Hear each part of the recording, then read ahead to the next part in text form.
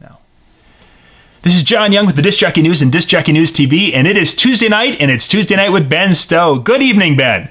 Good evening, John. How are you? Doing well, doing well. Well, we had our first week last week. We are in week 2, and we have got our first. We've had a couple of questions, but we've got one that I think we really want to talk about tonight, and that's all about dB as it comes to it pertains to audio. Well, happy to tackle that. First, let me say I'm glad we're not canceled after our first week. So, it takes like 2 episodes and then they cancel. So this is my swan song. This might be it. But yeah, so we're going to be talking about decibels tonight. First off, right at the beginning, what are decibels? Can you just kind of give us a layman's definition of what a decibel is?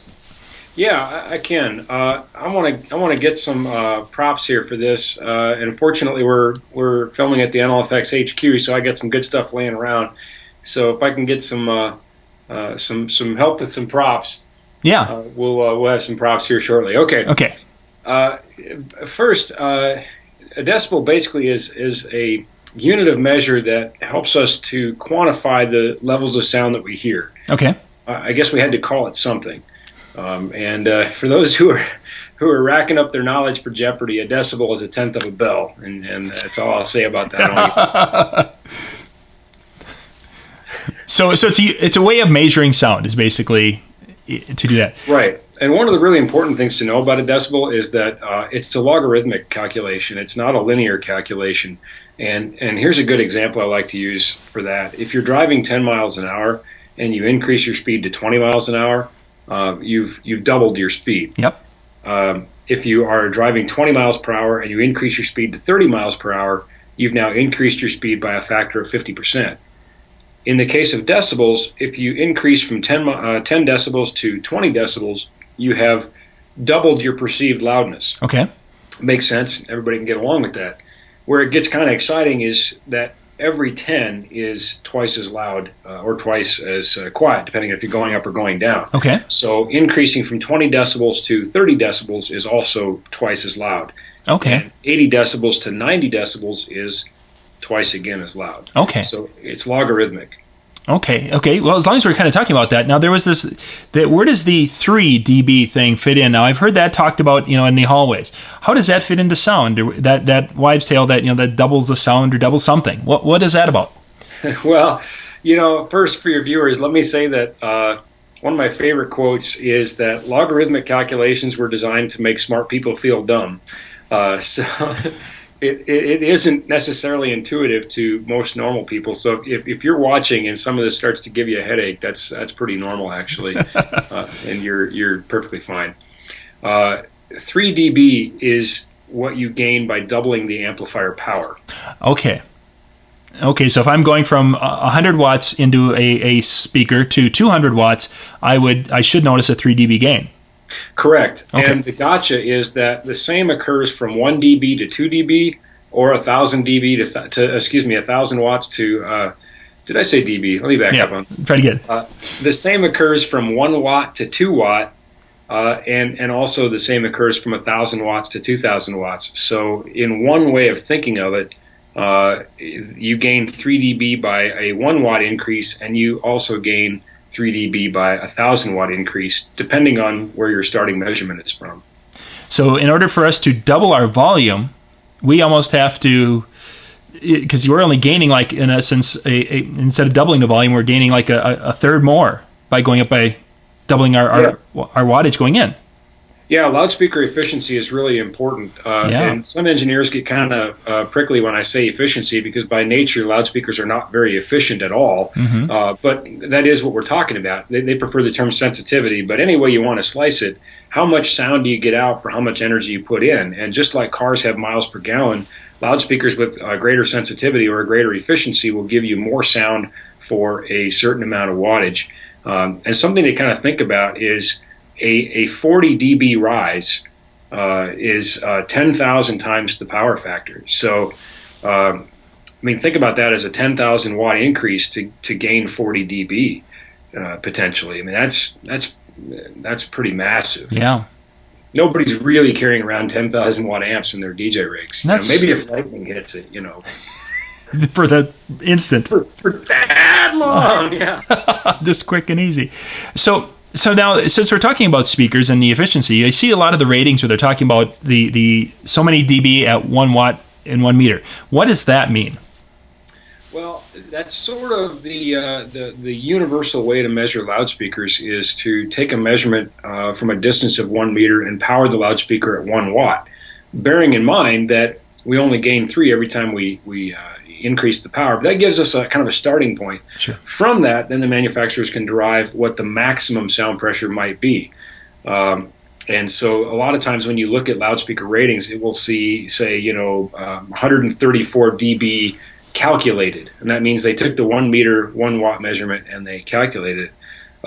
Another loudspeaker manufacturer recently actually measured their peak output, and a lot of us kind of rejoiced that. We said, hey, that's great. We know the math is empirical, but it's nice to really know what this thing will do. Right.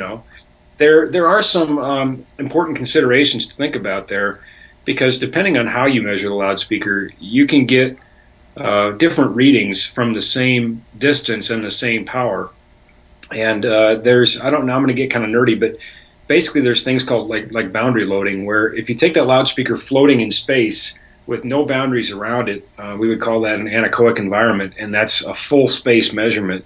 But by putting it, for example, let's take a subwoofer and put it on the floor, we're now in half space, and we're going to get approximately a 3 dB gain. Notably, that isn't universal across all frequencies, and I have some nerd friends who actually buried a loudspeaker in the ground up to its grill just to prove the point. But anyway, things happen depending on where you place loudspeakers and their frequency dependence. So. Now, speaking of frequencies, now does it vary that, is a sub, we're putting the power into that and it's got its measurements, but does the lower frequencies, does the dB rating different for that at 100, say if it's rating, or putting 130 dB out, what have you, is that different than you would have a dB rating for a tweeter or even a mid-range type of a speaker? Well, I think the most important, place that frequency and decibels come into play is when we talk about weighting scales, things like OSHA and the occupational exposure limits to sound. OSHA is not nearly so concerned with low frequency, so they begin to derate or devalue the measured frequencies at about 500 hertz on down. So, for example, subwoofers aren't often, or not very impactful in an A-weighted reading, which is what OSHA uses for occupational exposure typically. And it actually has a bit of a slight positive bias right kind of in the middle of about 2 kilohertz, which is kind of right in the middle of the human speech range. And it's they're really trying to, and this is my read on it, but they're really trying to protect the human speech range, which of course is how we communicate. Sure. So those of us who are fortunate enough to have hearing, anyway, but when we want to talk about dB ratings for actually making sound for an event, we want full bandwidth sound. So we would maybe either use an unweighted scale or a C-weighted scale, which is pretty flat across the board. But that's generally where frequency and decibel level are most important. All right, well, I'm going to get just a little bit geeky here, and we'll give some people a little homework to do if they want tonight. But when we talk about frequencies and perceived amplitudes, there's a couple of phone scientists back, I think in the 30s, that guys by the name of Fletcher and Munson that discovered that the human ear does not hear all frequencies at equal levels. And so they came up with what they called the Fletcher-Munson curve to represent the response of our ears, basically. They were found to be pretty close, but not quite right on, and that's been refined now, and there's now a modern version of the equal loudness curve, which is what we would use to compensate for the ear's ability to hear certain frequencies. So a little nugget for you there. So yeah, I think the other in the striving to make better earplugs, I think some of those are actually now starting to be tuned to compensate for the hearing curve, we'll call it, for lack of a better way to describe it. Yeah, absolutely. I mean, audiology's come a long ways, like any other, science, I guess. But yeah, so good stuff. Okay, so we know a little bit about what they are. We know a little bit about the speaker relation. Now, how do we measure those? What kind of tools? I mean, if a guy's wanting to, and I've been to some shows where I've had people say, oh, it's got to be at a school. It's got to be below this decibel level. How do I tell? I mean, can I go do the math, or is there some kind of device or tools out there that would help us do that? Well, I've seen some sound guys who can, with great regularity, nail it pretty much right on by their ears. I've even got lucky a few times. The difficulty there is going to be convincing somebody else that you're right. So having a good tool is a pretty good idea. And fortunately, my props have showed up. Good. So, here's some examples. Here's some examples of some of the tools that we use when we're measuring decibels at professional events, or when we're doing installs, commissioning, that sort of thing. We use a tuned measurement mic, and we use more than one. We use matched sets of these mics so we can measure multiple points, because we're obviously looking to figure out what the levels are and the frequencies, and we're measuring a lot of things, impulse response and some other cool nerdy things. But we use these. If you look at the style and the shape of that, you're going to see it's very similar on the other devices we're going to look at here. This is a professional dB meter. It has some pretty cool features. Again, we notice the same sort of style of mic. Yep. Here we have our power, and here we have our weighting scales, whether it's A or C. We talked about a little bit with OSHA. If we're measuring to be in compliance with a school's requirement or a trade show, or a jurisdictional ordinance, meaning the law, then we would probably want the A scale and faster, slow response. Of course, music peaks up and down very fast. So what we want to do probably, and almost certainly, is measure a slow response, a certain amount of sound energy over time. Sure. And then, we can set things, min, max. This actually will record and can be exported and logged via USB connection. This is a very professional model. We sell a lot of these to venues, and they're certainly worth every penny.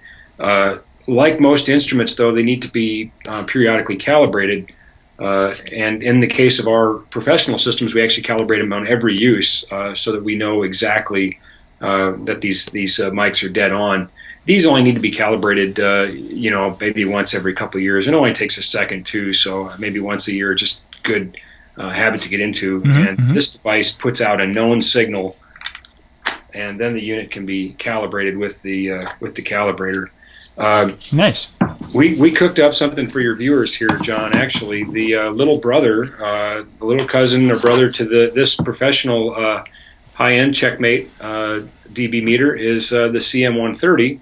Nice. And you can see it's also similar. It does have a calibration feature, just in case you want to calibrate this thing every year, or you can send it to us. We'll calibrate it for you, whatever. But power switch, max, fast, slow switch, level, weighting scale, A or C, and then of course a range, how much we're measuring. And we're gonna do a little deal for your viewers here. So you and we'll have to cook up some way to give them a nifty discount. It does come as a kind of a nice set. Oh, cool. It comes with the windscreen, and it comes with a battery. So. And it's really, really affordable. I don't mean to turn your show and our segment into a infomercial, but but you're right. I mean, having a good professional tool is going to be helpful. You can know that you're meeting the client's expectations, and or with a copy of the ordinance in your hand and one of these, and some professional communication skills, you can explain to the law enforcement officers that respond as you rock in the party, say, well, look, I have a copy of the ordinance. I understand it. I'm a professional. I agree. I want to be in compliance, and I am. So, done tactfully, that goes a long way, I think, Yeah. So. Very cool. Very cool. Well, I think we've covered our discussion. We had one more question, and then I had another. We got two parts left. First off, what's this week's T-shirt? Because people loved the T-shirt last week. What is the T-shirt this week? Well, we got homage to our Star Trek fans out there. So. Is it a little higher for us, and to your left. There we go. Resistance is futile. Nice. Nice. For those who don't understand, that's the ANSI symbol for a resistor. But of course, we've drawn a jumper around it. It's futile. So it's there's no resistance in that circuit. Negligible at best. If someone has some questions, we need them to Twitter. They need to do hashtag. It was it NLFX Ben or Ben NLFX? Now I'm confused. NLFX Ben, yeah. NLFX Ben. NLFX Ben, yep. Yep. Okay. So NLFX Ben. What you need to do is, if you have a question for Ben for next week's segment, you go to Twitter, you hashtag or the @ symbol, and that'll get right to Ben, and Ben will see that. But we had one more question that was sent in last week, and that question is, this is the deep one. Ben, why is the sky blue? I tell you what, I'm saving a Twitter graphic for you here. What's is that a real question? Well, I'm afraid afraid it was. All right, and it wasn't from my 3-year-old. Okay, so the answer to your question, dear viewer, is it actually has a lot to do with wavelength and light. And I'm going to go to my little whiteboard app here for this. I just got done making a little Twitter graphic that you saw there. Yep. Let's do this here. So let's draw a pretty little sun. As Pearl Jam would say, a lemon yellow sun. It's a happy sun. Okay. Here's our prism. Here's our sunlight. How many years did you go to college to learn how to draw like this? I watched a lot of Bill Cosby as a kid, the picture pictures. Yeah, let's see. All right, so let's start making the light come out of our prism here. How come I'm feeling Pink Floydish?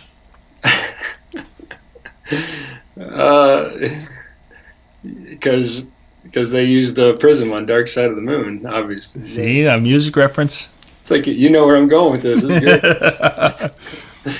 All right, let's see. See, we see white light, but it's it's really has a lot of different colors within it, and that's why things like gels work, is they filter out the light waves that we're not using, and then allow the other light waves to pass through. And anyway, so within the white sunlight that we see, there's all these different colors, and they have different wavelengths.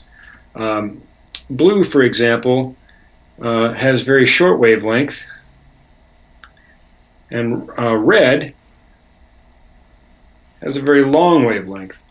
As a consequence, the blue wavelengths get scattered in the atmosphere, and they get kind of bounce around. And so what we're seeing is all that reflected light, and it looks blue to us. And incidentally, dear viewer, that's why sunsets look red.